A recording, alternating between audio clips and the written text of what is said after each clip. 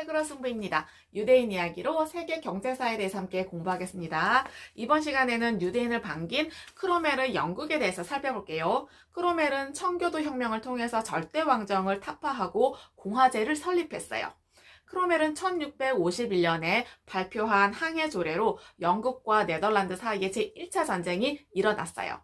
3년 전쟁 끝에 영국이 이기고 네덜란드 해안을 봉쇄했죠.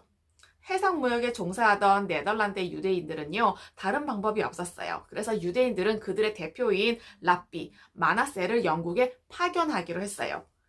1290년 이후에 유대인들의 입국이 금지된 영국에 재입국이 가능한지 그 가능성을 타진하기 위해서였어요.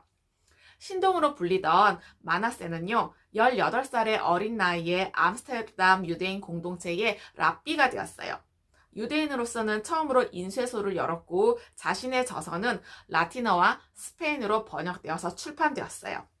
이미 항해조례 발표 전인 1650년에 랍비 마나세는요, 유대인의 영국 재입국을 위해서 크로멜에게 청원한 터였어요.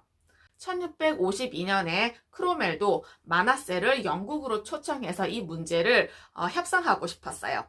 크로멜도 암스테르담에서 두각을 나타내고 있는 유대인들에게 관심이 있었거든요. 마나세의 영국 방문은 1655년이 되어서야 이루어졌어요. 영국 내에서 유대인에 대한 평판이 점점 좋아지고 있을 때였죠.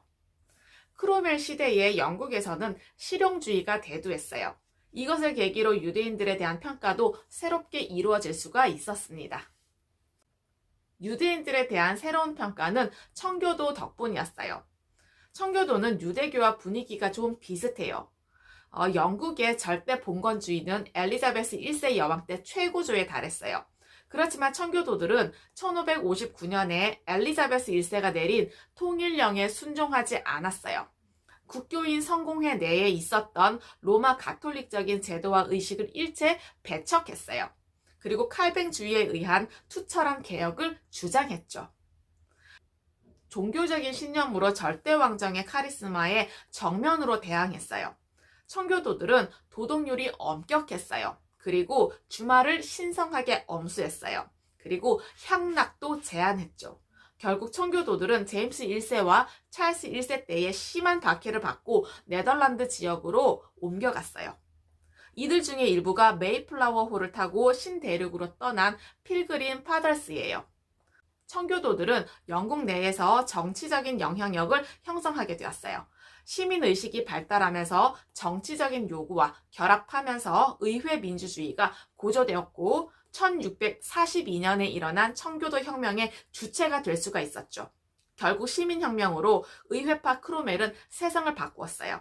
절대왕정이 무너지고 공화정이 설립되면서 의회 민주주의가 싹을 텄어요. 청교도들의 교리 자체는 구약 성경을 중시하고 가톨릭에 비판적이어서 유대교와 흡사한 면이 있어요. 그런데다가 청빈을 중요하게 여기지 않았어요. 가톨릭은 돈과 부를 탐하지 말라고 가르쳤어요. 그리고 불교는 모든 물욕을 버리고 마음을 비우도록 무소유를 설파했어요. 힌두교는 아예 아무것도 소유해서는 안 된다고 가르쳤어요. 이슬람교도 물욕을 버릴 것을 요구했어요.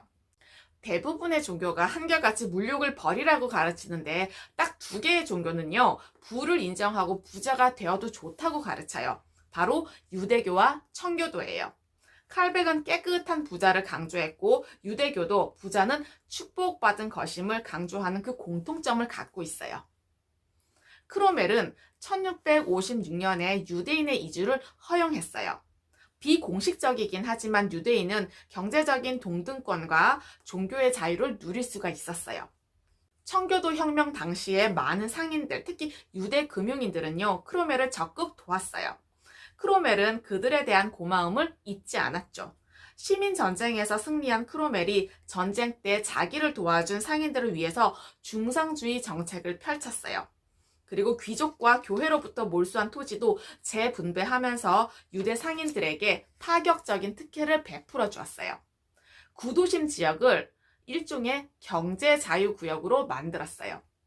유대인의 금융업이 다시는 군주나 귀족들에 의해서 침해를 받거나 흔들리지 않도록 제도적으로 보호해 주었어요. 이것이 발전해서 오늘날의 런던시티가 되었어요. 지금도 특별자치지역으로 의회가 따로 있어서 그 안에서는 회사법 같은 영국 법률이 적용되지 않고 영국 정부에 세금을 내지 않아도 돼요. 유대인들은 전쟁 때 재정 지원을 하거나 자발적으로 군사 모집에 나서는 등 그런 충성심을 보여주었어요. 그 대가로 훗날 1753년에 유대인들을 영국 시민으로 받아들이는 유대인법이 통과되었습니다. 네, 어떠셨나요? 과거의 지혜와 지식을 통해서 현재와 미래의 삶이 좀 더 의미 있고 풍성해지시길 기원합니다. 감사합니다.